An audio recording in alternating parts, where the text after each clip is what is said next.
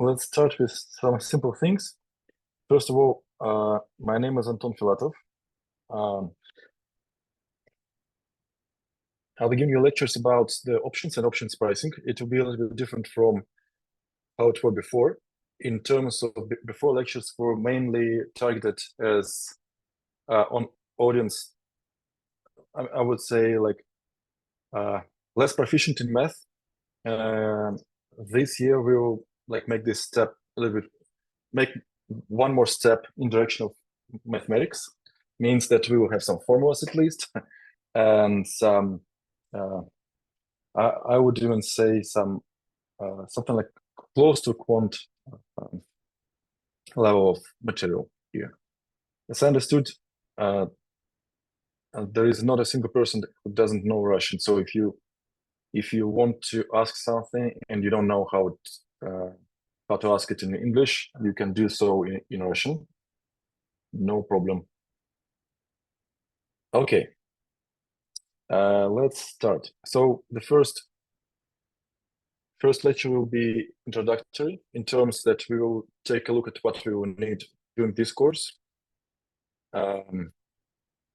What background, what books, maybe some other like fields in finance, and you'll receive first homework to read about 100 pages distributed over 4 books.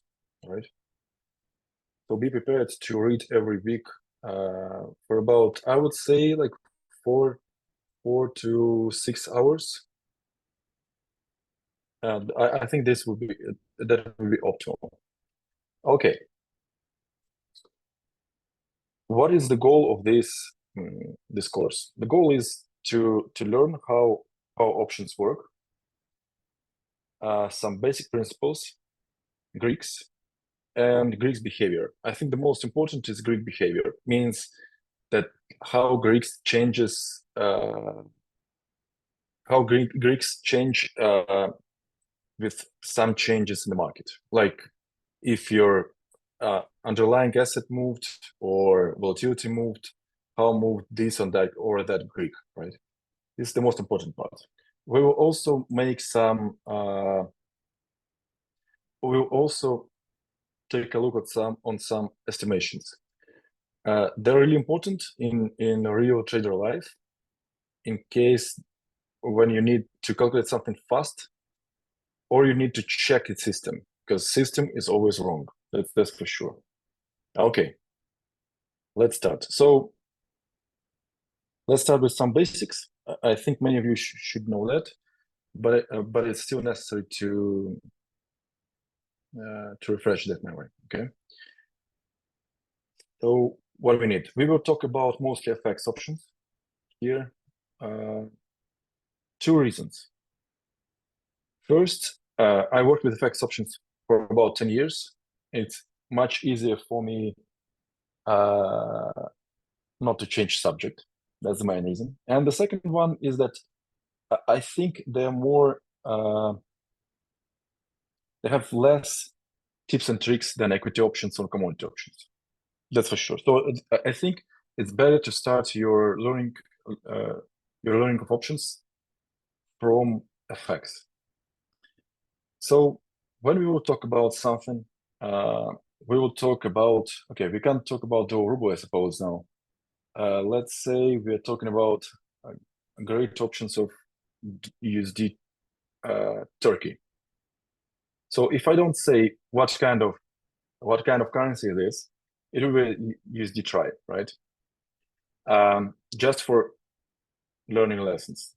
No preferences for this magnificent currency. So let's start with simple things. FX options gives you like if you take a look on call option is some contract that gives you right to buy at some particular time in the future at some predetermined price, right? Means that let's take an example. What is call a European call option? Give me a second.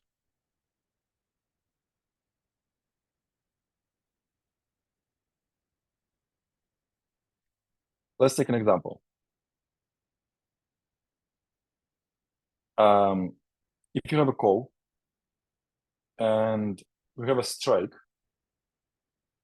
equals, let's say, 30, time to expiry 1 year. I'll explain everything later. Time to expiry 1 year, and let's say notional of $10 million, right? What all this mean? That means that in 1 year time, you have a right to buy $10 million against other currency, in this case, Turkey, right? Just for example, against Turkey at rate of 30. So you'll be buying $10 million and selling 300 million Turkey. Okay. Does anyone have some question? Again, you can ask in Russian, I suppose.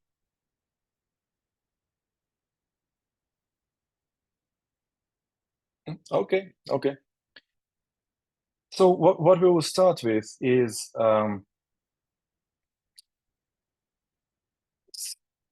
this right to buy something versus something, right, in currency. It can be challenging for the newcomers to understand how exactly this work, because it's in currency. We are not just buying; we're always buying and selling. Let's take a look at this. All right. So we say we buy USD versus Turkey, right? Turkey means Turkish lira. It's just a synonym. What does this mean? Means you buy doors and you sell lira, right? So in other terms, you can say that you sell in lira versus dollar. That's perfectly right. It will give you some, again, you'll struggle with this intuitively to think about it. This will be covered in your homework, because it's not like it's just basically, I would say, just hard for newcomers to think this way. Let's take a look a little bit further, like what are the implications. So what is put option?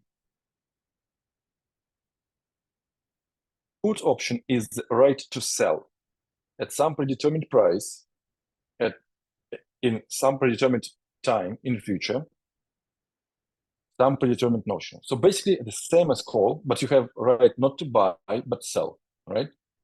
Okay. One can say then, okay, I'm buying doors and selling Turkey. So what is it? Is it a call or a put? And here it becomes a little bit not that clear. It's actually, if you have a right to buy doors and sell Turkey, which we call here a call option, it will be USD call and Turkey or lira put. You see the problem? Because you have a right to buy call doors versus the same right, but in this case to sell lira, so lira put. It's a little bit tricky. If you think about it more than 50 minutes, it will be all clear. So again, will be covered in your homework. I'll be asking like every 15 minutes if you have any questions. So it's another time. Do you have any questions? Yeah, there is a question in the chat, right? Not obligation. Yeah, that's right. So the difference is obligation means you will, by some mechanism, right? By some technique, you'll be forced to do it, or most probably you'll have to declare default, right? So you have to do it.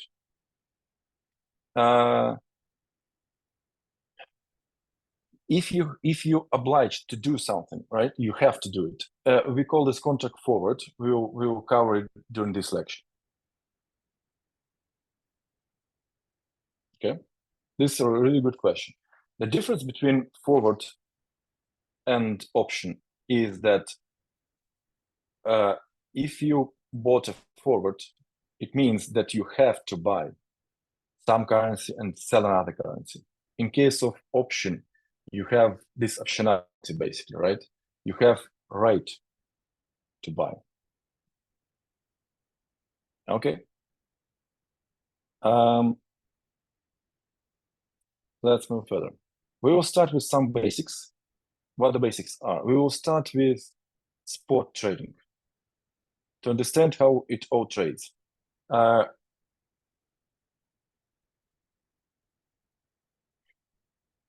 What do we call spot trading? In FX world, we call every trade that will be delivered in today, next business day,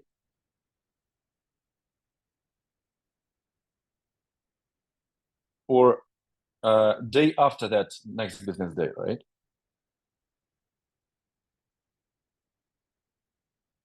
After next business day. So if FX delivers the currencies today, tomorrow, basically, or day after tomorrow, when I say tomorrow during these lectures, I always mean next business day. So if I'm on Friday, I mean Monday. If I'm on Thursday, I mean Friday, and so on. Okay. So if this spot, if this currency exchange takes place today, tomorrow, or day after tomorrow, the trade after the trade itself, we call it FX, a spot, right? Basically, everything that trades, when you open all the charts for like dollar ruble, euro USD, or dollar yen, right? In some, I don't know, in a web, you'll see most probably spot trading. This is the simplest way of trade FX or currencies. Most probably I haven't told that, but FX means foreign exchange. So maybe someone doesn't know this. It means basically we're trading currencies. Sometimes it includes gold, but we will talk only about currencies. Okay. Do you have some questions?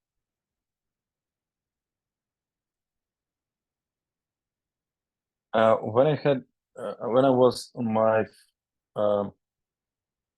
first course of master's degree, there was some lectures on English that were told. Basically, the audience was always Russian speaking, like 100%. It was always a strange place to be, I would say. Anyway, okay, if you don't have any questions, I'll ask one. Let's say,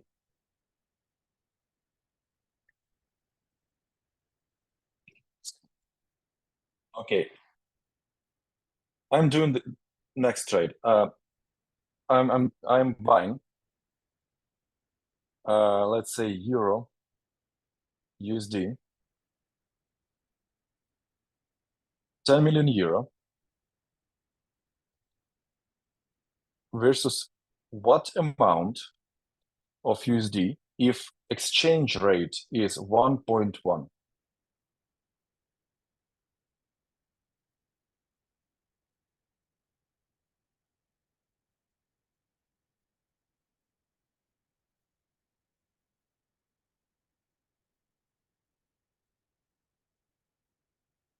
So I think the problem is that no one, I can't hear anyone. Is it the problem though? Right. No, you can hear, simply no one answer orally. Artur Okay. wrote that it's approximately 0.9, and Nikita wrote that this is 1.1. So two different answers on this question. Okay. Okay, what do you think? Okay, 0.9. In training, you always better off with with most explicit answer. 0.9 what? Million doors, 0.9 doors, 0.9 is some ratio, 0.9 of 10 million. You better state more explicit, right? 0.9 million doors, okay? Something like this. 10 divided by 1.1. Okay, and 1.1 million doors. Okay, that will be tough. It's Why kind of not 11 strange. million dollars? Why not? I'm not sure why not. It is actually. It is. I just can't see the right answer there or anywhere else. It's 11. Yes. First of all, when you working with numbers, just try to think if the big picture is right.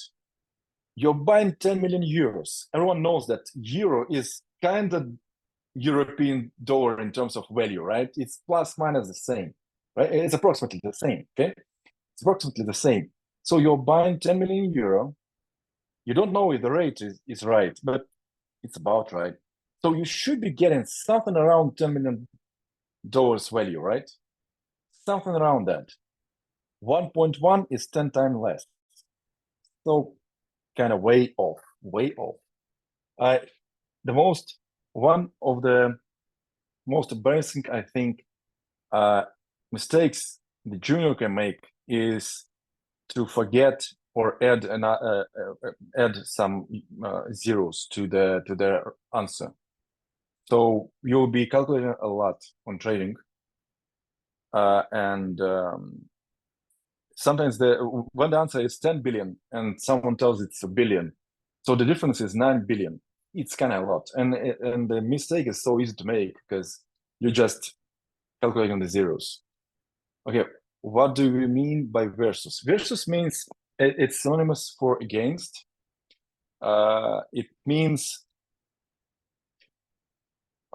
when you're watching some boxing fights, it's always some Joseph against some Jimmy, right? So versus means against. This is the same. So you're buying euro versus selling some dollars. So you can translate it basically as like you're buying some euro and at the same time selling some dollars, right? So okay, the right answer is 11 million dollars. How do you calculate that?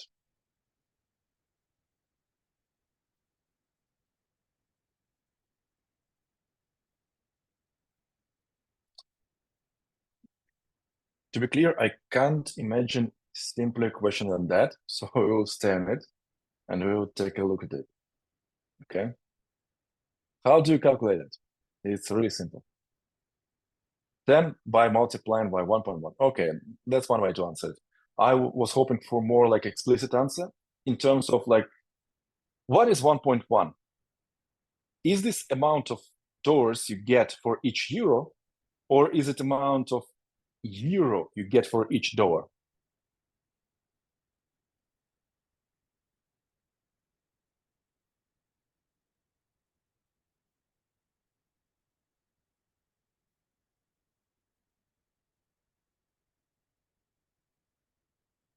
Euro for $1. Okay. Amount of dollar for each USD for each dollar. Look. Yeah. Okay. Maybe I have to say this, but USD is short for dollar. The amount of USD you get for $1 is one for the last 100 years, I suppose, at least, right? It's the same. Euro for $1. Nope. Okay, if I buy 10 million USD, it means that I sell 9 million USD with rate 1.9. I know that euro is cheaper than dollar. It kind of no, it's not cheaper. The rate 1.1 indicates that it's not. Okay, as I said, the effects is not that simple for the starters, right? Because sometimes it's confusing.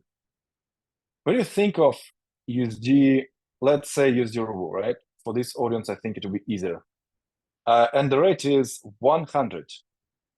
Is it amount of rubles you get for $1 or amount of dollars you get for 1 ruble?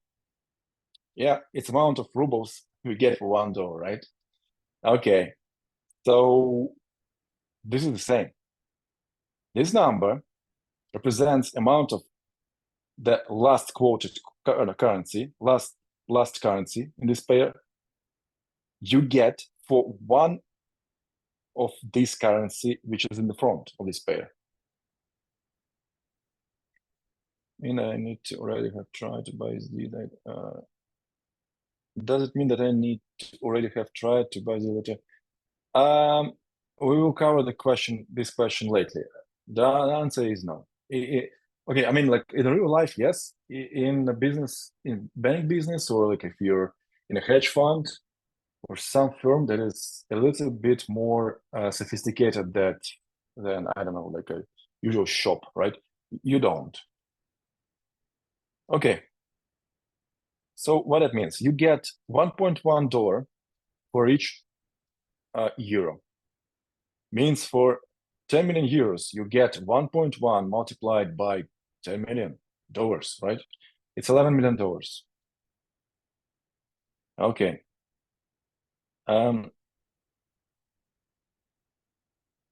Not sure what we do from here, right? Okay. Do you want some other example like this, or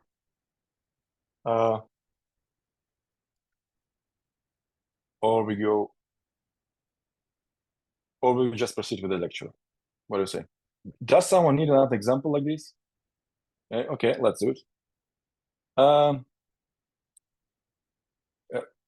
I just wanted to say that all pairs, basically, you can look at them like this.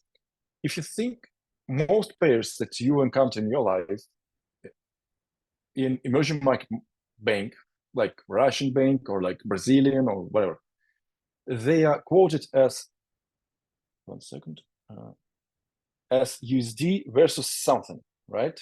So some currency against USD. Okay. And when quotation is like, I don't know, like 57, what does it mean? What does it mean? It means that you get 57 of whatever here it is described as XXX for $1. Some currencies are quoted as currency versus dollar. Most of those currencies are former British colonies, like Aussie, which is currency of Australia, or like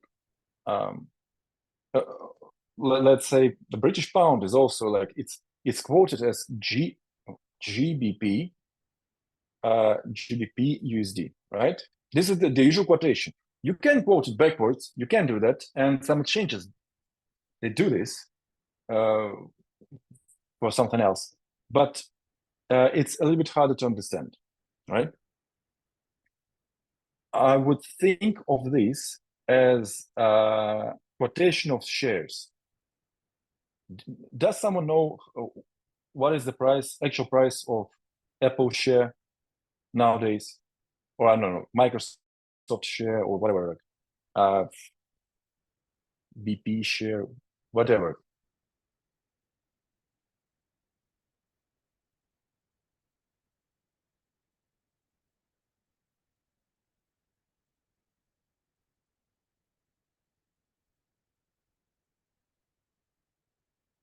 Yep. Okay, it's Apple, right? 174 approximately. It's quoted like exactly like those currencies, to be clear. We just don't think about this about it in this way. So when you quote some shares, you actually what you quote is like Apple USD, right? You get 174. Doesn't mean you get 174 Apple shares for $1. It means you get $174 for one Apple share. So think about it the same. Like when you see some currency in front of the door, you can well, just remember this little trick with shares and understand faster like what is the quotation. Okay, let's proceed with one more example. We have, let's say, some dollar yen. This is Japanese currency, and the quotation is, let's say, 110. I'm selling 100 million dollars versus what amount of yen?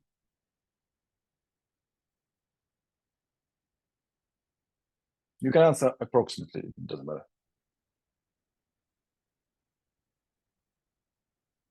It's actually can't answer approximately, sorry.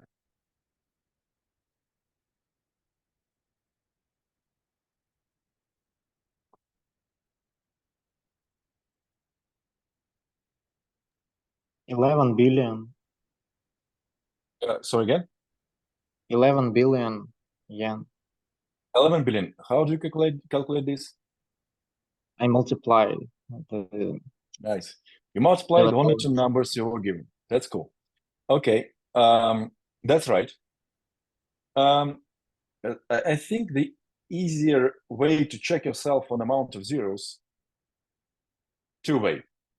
Or you calculate them as 1.1 by 10 2, and 1 million is 10 in power of 6, so it will be multiplied by 10 power of 8, right?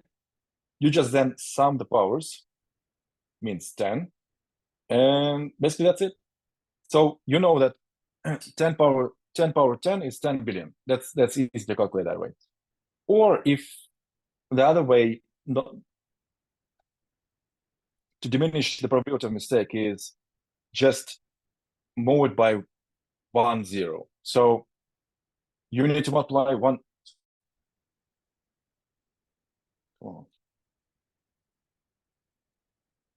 You need to multiply 110 by 100 million is the same as 11 by 1 billion, and the same as basically 11 billion. Yeah.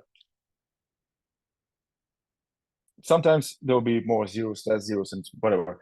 This common mistake to lose zeros or to add up some useless zeros, I think this first most disturbing, and it's really common in junior trader in your first like couple years of work in trading. Sometimes for a longer period, but that's really bad. Anyway, let's move on. So this is kind of spot trading. We were talking about these days: today, next business day, day after next business day, deliveries. What does it mean? Okay, let's take a closer look. You buying, let's say again, 10 million euro versus or against it, doesn't matter, again, it's synonymous. $11 million, right? But what does it mean? What does it really mean? Where are those money? Like 10 million euros, $11 million? How do you understand that one? When you're working in a bank, there is this department in your bank which called like back office. What they do, people there, they basically, in very simple terms, they move the money, and they move the money. So they receive payments or they're making payments. Always, when you're buying something, there should be some delivery date. Means there should be some date when the funds, basically the currencies, change accounts, right? Someone pays and someone receives. When you're trading Eurodollar, for example, it's always, the convention is T plus 2. What does it mean? It means the day after tomorrow in terms of business days. So 2 business days from now, let's think about it. We have, let's say, 1 week. Monday, Tuesday, Wednesday, Thursday. Yeah, let's make it Friday, right?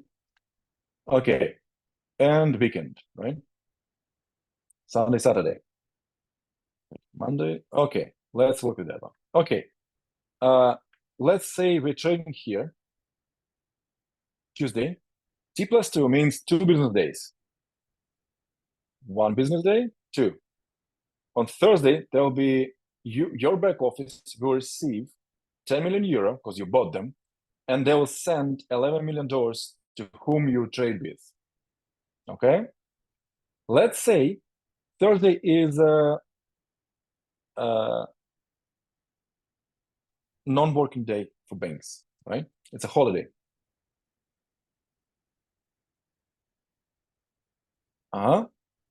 Then it will move to the next one, Friday, because it should be 2 business days. The first will be Wednesday, the Friday will be second.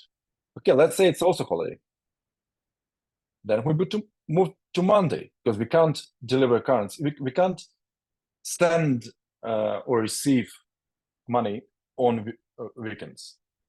Okay, so Monday. Some people ask, like, if you can't move money, how do I buy some stuff? If I'm like on a trip in Europe and I'm from US, right? I'm buying some Eiffel Tower, like, statue, and I'm paying, let's say, €5, and my bank in my account has dollars. What does it do? I would say the proper answer is you can deliver currencies. You can make these exchanges, and every exchange is basically some currencies moving accounts.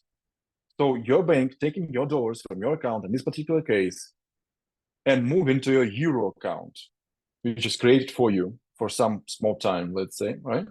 And then it pays with those euro to some European bank.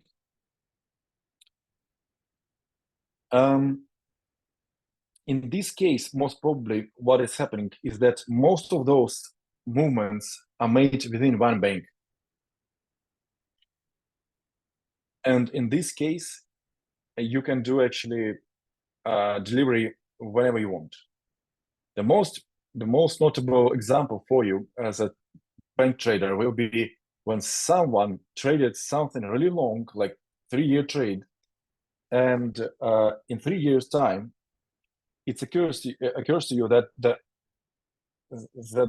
delivery date is now a holiday,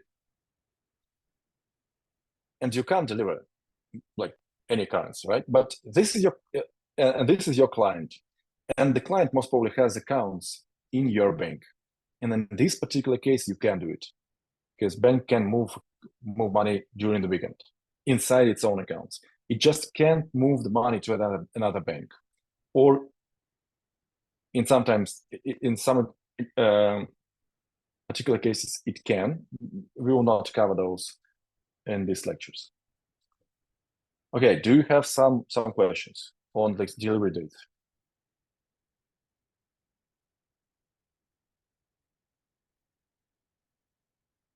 Okay, let's make some questions. Okay. Something wrong. Oh, yeah. Okay. Let's try this.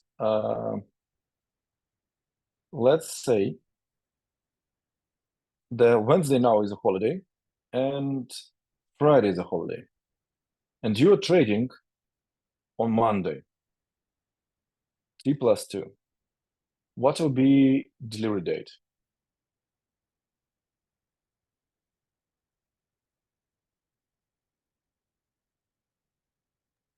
Thursday. Yep, right. Let's see how system will calculate it. T+2, it will go to the second day in calendar and check if it's a holiday or a weekend. If it's a holiday or a weekend, it will just move one further and check the same, and will do that until it catches up some business day. In this case, it will catch up business day here on Thursday. It's really simple. Some currencies are delivered not as T+2, but T+1.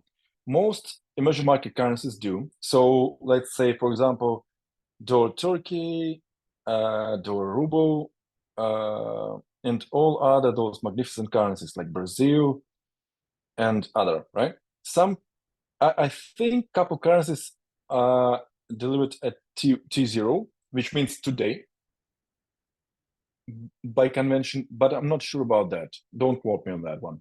It might be the case. It's really difficult. When I came to the bank, I always thought that if you bought something, it should be right away here, right? Like now, right, at your bank account. Why? Because that's how I used to live before that. When you buy some, I don't know, like you go to the shop and you buy some bread, it's not like it will be delivered to you in 2 business days. You just get it, you put it in your bag and you go home, right? But in banks, it doesn't work like that because back office guys, they need some time to verify the deal, to verify the confirmation of the deal, to report it, and then to send some money, right?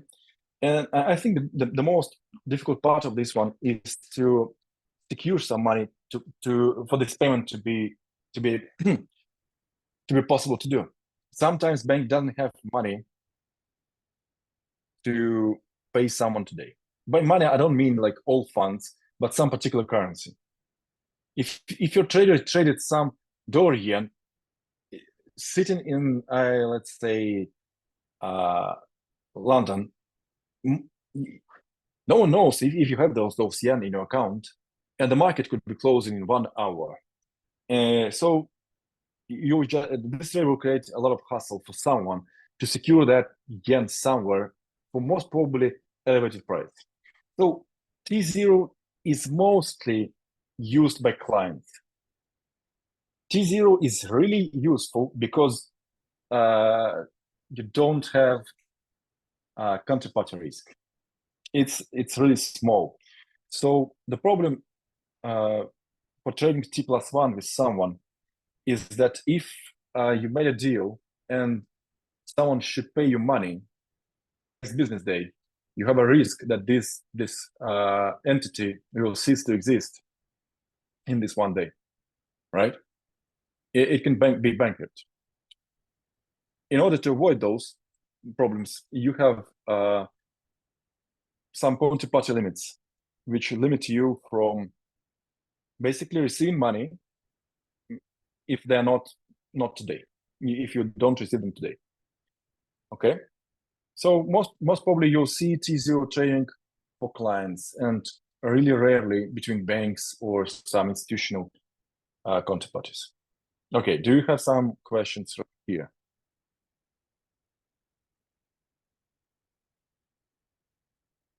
Okay, we are looking at really simple things for now, but as you can see, or mostly as I can see, there's still some something to be learned. Okay, so now we know what spot is.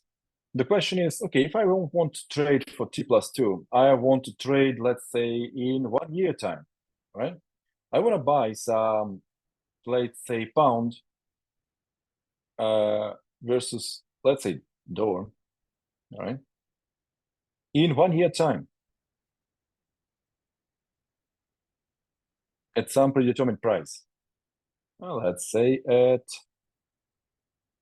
1.25. Let's say like that. This is mean like at some price. I can make it a little bit better. Okay, what do we call this kind of contracts? If you're obliged to buy, you have to buy.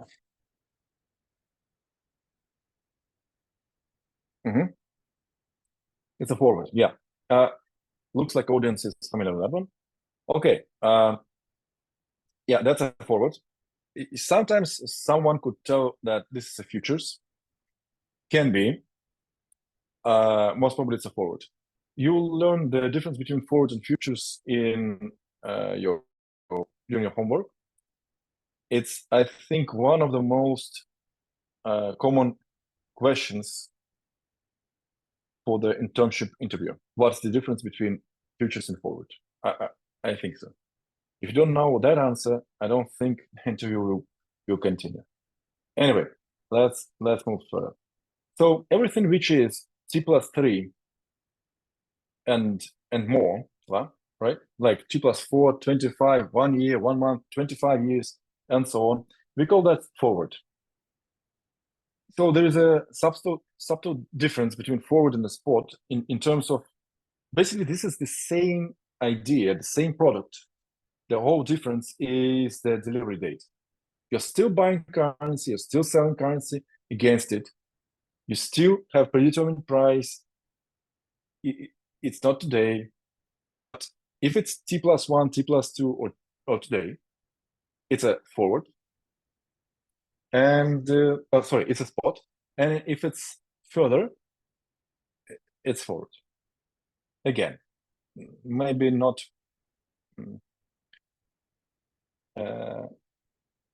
not very pleasant thing for a starting person, right? Let's take a look at this one. What do we mean by forward? It's actually very simple. Let's say I'm selling euro against dollar, right?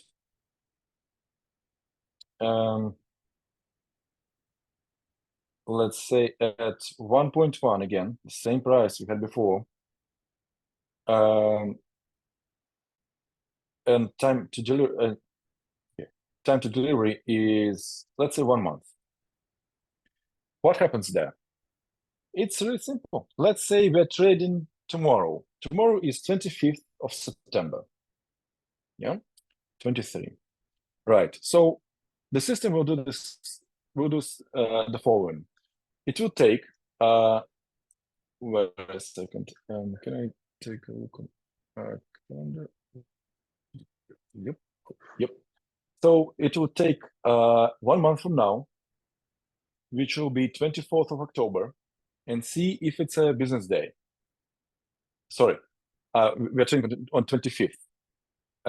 Yeah, forget what I said just now. So what it will do? It's basically will do a quite interesting thing actually. So the spot is trading for T+2, all right? It will take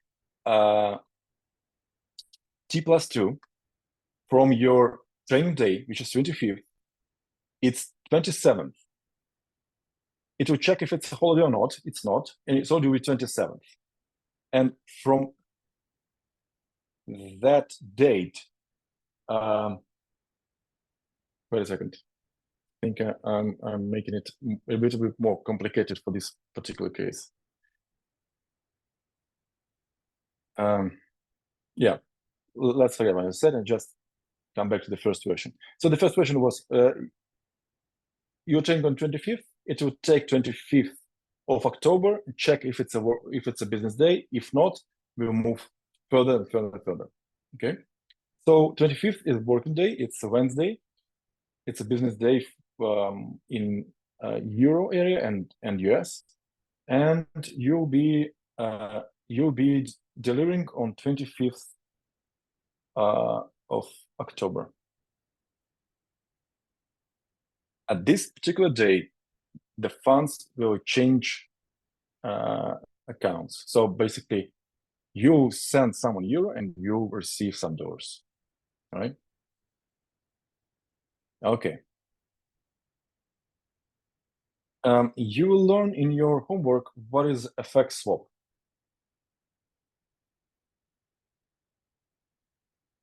We will not cover this in lectures, but I want you to really cautious, because it looks simple. Just check all. There will be some tables with examples. Just check the numbers in there, because sometimes you think you understand what's happening there, and it's not the case. Okay, we will not cover this in this lecture because it's basically what it is basically spot plus forward Oh, so come on. Forward, but in different directions. So if you're selling here, you're buying here, or if you're buying here, you're selling here, right? So if you're buying spot, you're selling forward, or if you're selling spot, you're buying forward. And these trades as one contract, it helps with funding. Most probably, this contract created for funding. We will cover this maybe in the next lecture, most probably in your homework. We will use this for options for calculating rate curves. So it's really necessary for you to understand the concept. Okay. So for now, we took a look on forwards and spot. Okay. What's next? How do forward? Most probably, like forward is some function from spot, right? It's easy to assume. Does someone know? Oh, okay. Give me a second. How it works in February if you count 30 days in 1 month? So there's a question in the chat. It's a really good one. So how does it work in reality? In reality, it works a little bit complicated than I said, because the conventions, there are conventions, and there are exceptions. Exceptions not in terms of like you don't know what to do in this convention. It's more like the convention is not that straightforward. For example, you're trading on January 29th, 1 month, and February is 28th day. What do you do? It's a good question. Like, it's not that straightforward, right? There are some, I can basically send you the conventions, but the most, like, the rule that, this basically the rules are that if you're trading, for example, one of the rules, if you're trading on the last day of the month, it always goes to the last day of the second month. So you're trading on the 30th of whatever month it is that has 30 days. 1 month will be 31st. Why? Those are the rules. Those are the conventions. Also, there is this rule, I think that, there is this specifics that for every currency pair, there is its own set of conventions. Most of them are the same. Some of them are not. And believe me, there is a person who knows them all and who knows what will be the mistake if you don't know them, and will try to catch you. It's sometimes conventions, basically some distinct department in a hedge fund, and the only thing it does, it basically try to catch your error, try to catch your mistakes. It will ask you specific dates in a specific day of month to see if you know how it works. That's the case. So when you learn something like some science and whatever, like usual academic things, usually you don't think about some small cases, right? No one in math or like physics, sometimes some theorem says that, okay, this theorem works on some object, but not on its boundary, right? And you're like, yeah, who cares? Boundary. Who cares? In finance, you must, because someone knows that you don't like it, that no one likes that, and will just try to catch you. And every time you make a mistake, the expected value of this mistake is always negative. It's always negative, for sure. You will just lose money, and it's much more cheaper to learn these things from books than from your mistakes, because every mistake is like thousands of dollars, best case. Okay, So let's continue. So the forward is some function of spot, right? What do you think? What do you think forward depends on? It's for sure depends on spot, right? But what else? It should be a function of spot plus, I'm sorry, plus something, right? Something like here, risk-free here. rates or something like additional rates. Some rates, right? This is a cornerstone of like almost all finance actually. Rates. And I heard risk-free. What does risk-free means? Risk-free means that you got this rate for from some instrument. And in this instrument, you don't see some counterparty risk. You don't see a risk of default. Those instruments usually are government bonds issued in the domestic currency of this government, right? So what do I mean? I mean that if you have, let's say, Turkey, and it's issued some Turkey-denominated bonds, you might think that those bonds are riskless, so there's risk-free, because if Turkey doesn't have any lira, it most probably will just print more, right? So it's not always the case. It's much more complicated than that. But if you're talking about some GTN trading or like some okay emerging market trading, you don't need to think about it more than like 5 minutes. It's just most probably it's just government bond rates or some rates where you can deduct this counterparty risk.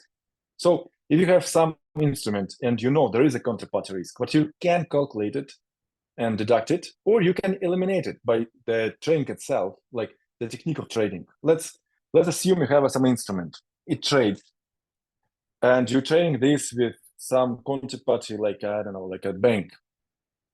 Of course, the bank can fail. For sure, any bank can fail.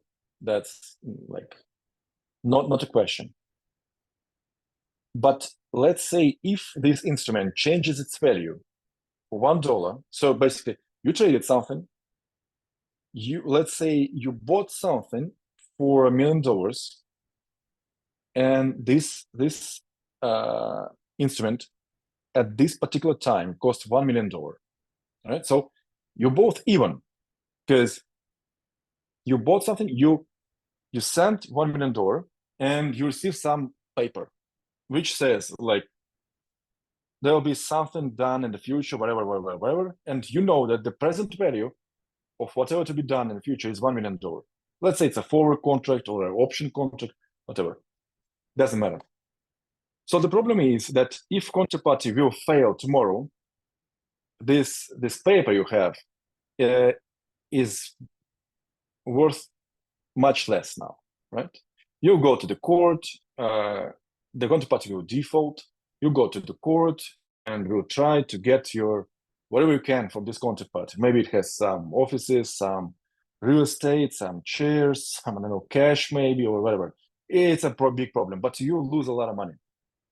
So what banks are using, they're using like this CSA collateral, which in really simple terms mean that every day two counterparties, they exchange some amount of money to cover those changes in market value.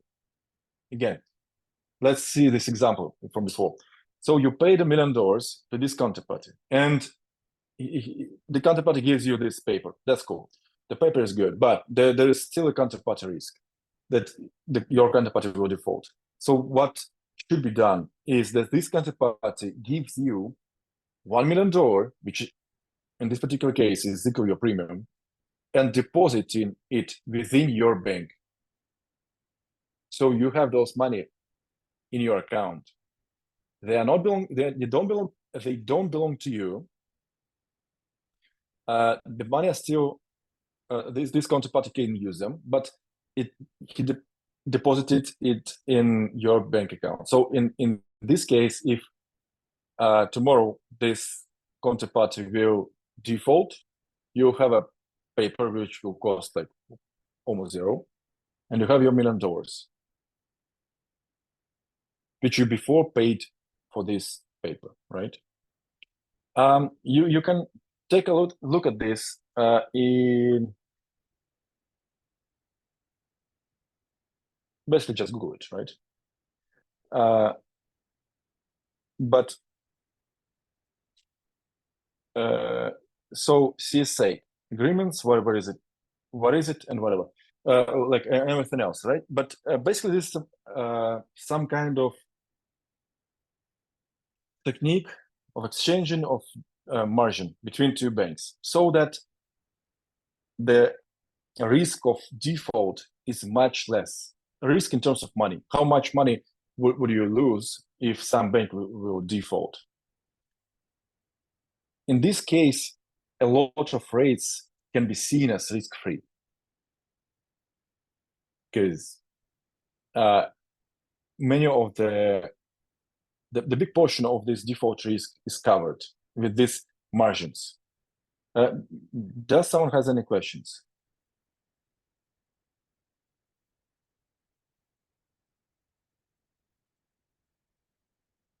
Okay. So risk-free again. Yeah, there are risk-free rates, and a lot of them are deduced from some publicly traded instruments, which are not government-based, but still they can be seen as risk-free rates. Okay, we will, if you want, we can cover this more thoroughly in future lectures. So, what do we need to understand? I'll tell. A second. Okay, I'll tell some. Okay, I'll give you some big picture of what rates are, and you'll have this again in your homework because those are not parts of like options, basically options lectures. So, but we need it. We still need it. The main thing you'll learn during this in the book about rates is discount factor.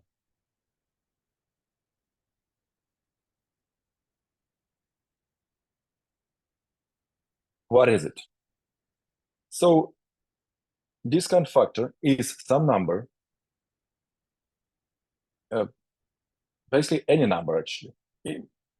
It's not negative, right? But any number that is, if you have some net present value of some cash flow is equals this basically cash flow multiplied by discount factor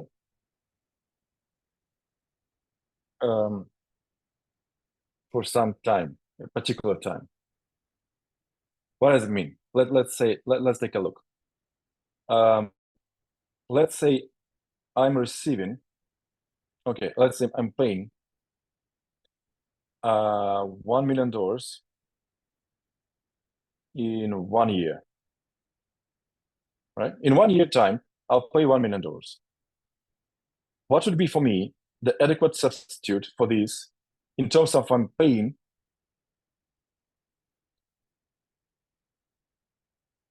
some amount of dollars, right?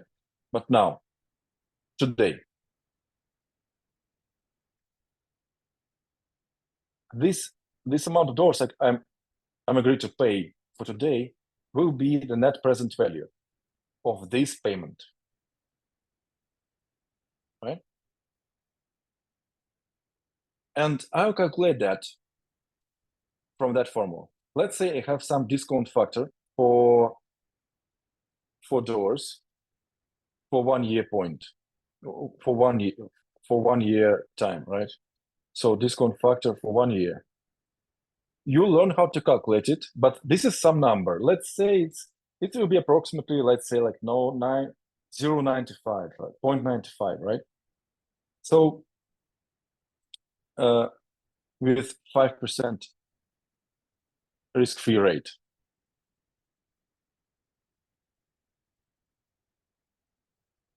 So if you multiply the discount factor by $1 million, you'll get the net present value. So the amount of dollars you will be willing to pay today instead of paying 1 million in 1 year.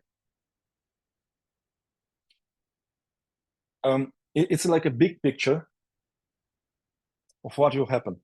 You need to learn how to calculate discount factors. We'll cover this in the next lecture if there will be some questions. But I think the best way to learn this is to read a book and see some examples, and then to listen some lecture about it. Why discount factor is I think is the best way to think about rates, because every rate is actually doesn't give you net present value. For example, someone tells you that he'll pay you a 5% every year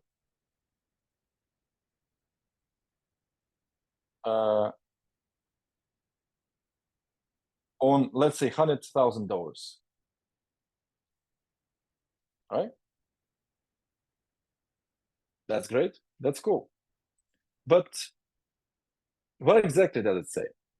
Every year means, okay, and let's say I'm now 25th of September. So tomorrow morning, like tomorrow Monday, right? Is it what? What exact date will it be? If it's non-working in US, is it still good? Because I'm in Russia. Is it still good to pay me this dollar amount? Or if it's a working day, let's say in Europe, maybe it's European bank who tells me that. Okay, that's one question. The other one is, how do you calculate that?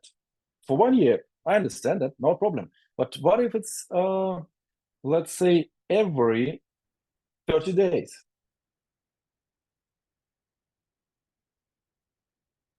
Let me think. So what I do, I multiply 5% for what to calculate one coupon. I need to multiply 5% by 30 days and divide it by what? 365, right?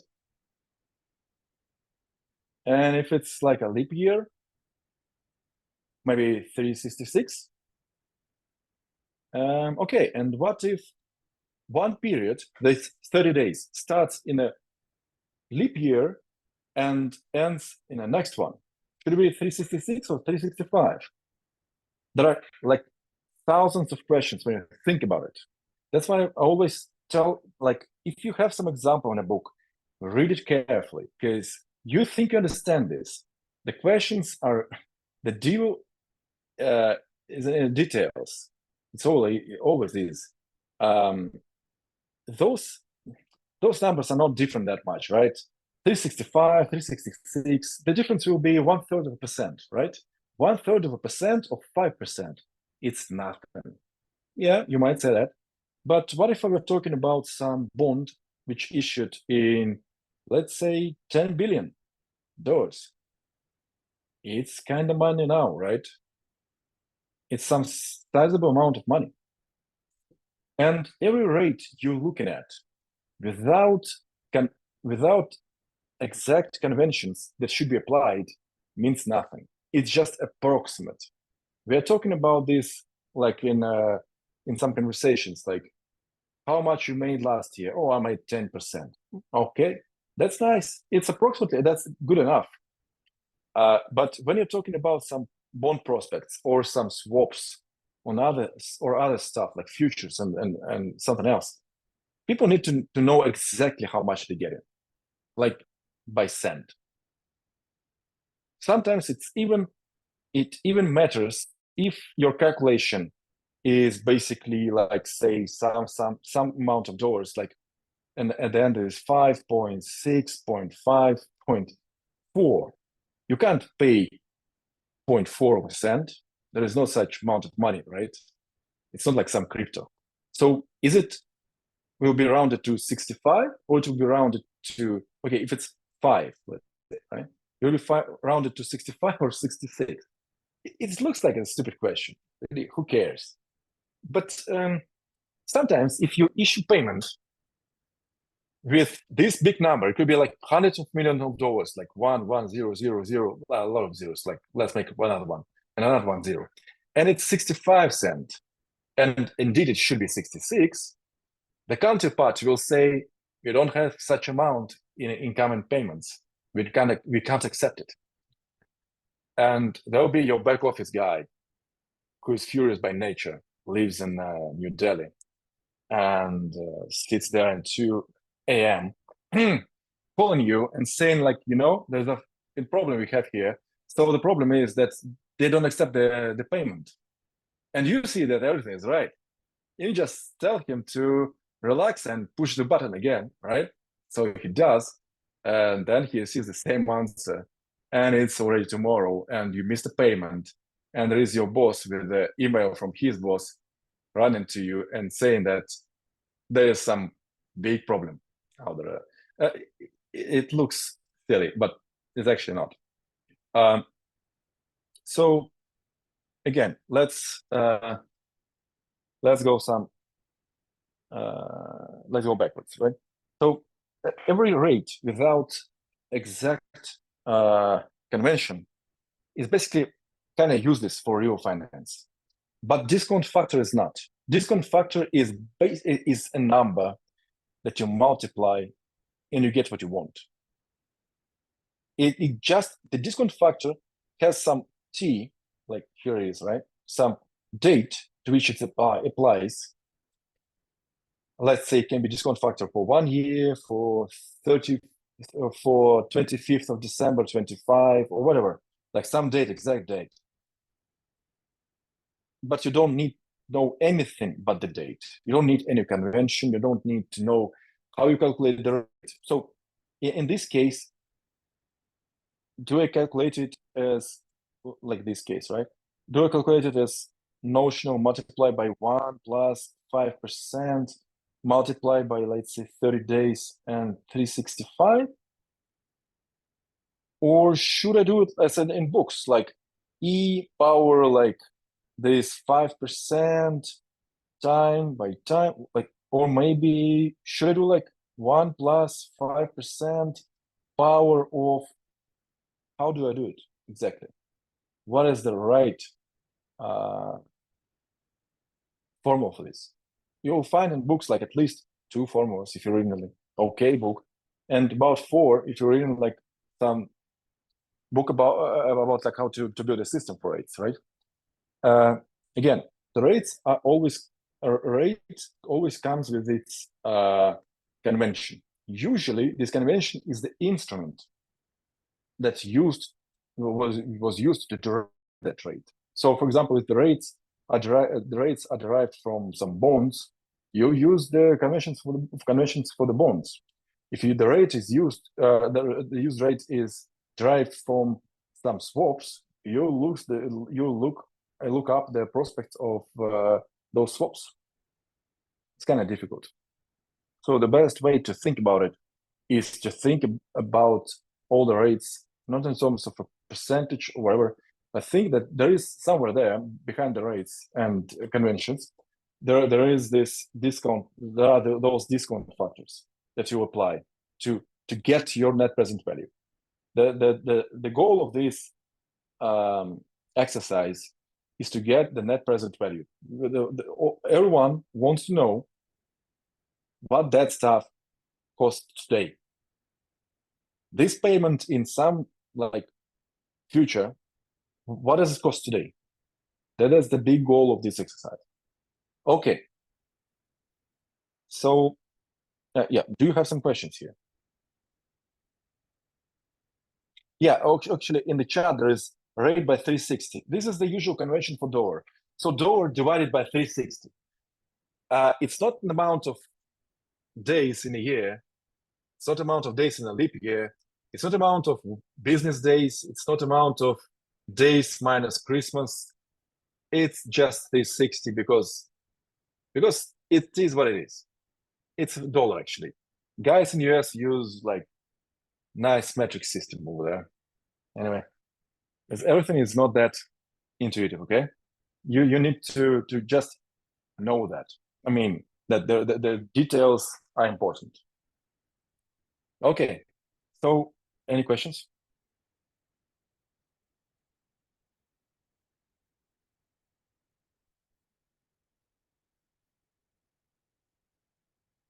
Okay, I'll send you the list of books and what exact pages you should read there. I really recommend not to go further in the book until you read all the recommendations. It will be about, I think, about 100 pages plus approximately. So I would say to do it right will take you about 4 hours, I would say. Okay, so try to plan your time accordingly. Okay. Okay, if there is no questions, I think it's time to end the lecture. Thank you very much. Thank you very much, Anton.